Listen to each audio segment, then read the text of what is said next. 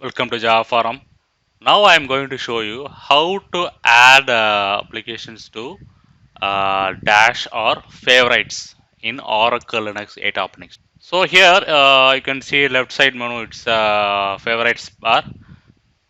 So let me go to show application. So here you can see many applications are there.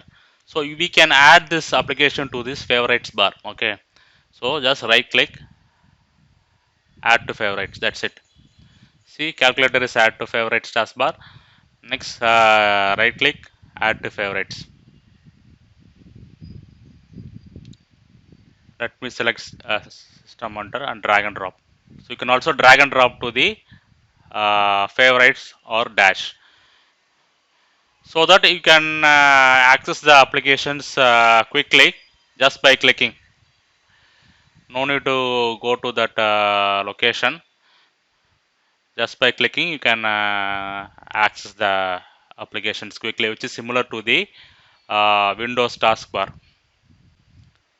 So you can also remove from favorites just by right click, remove from favorites. That's it.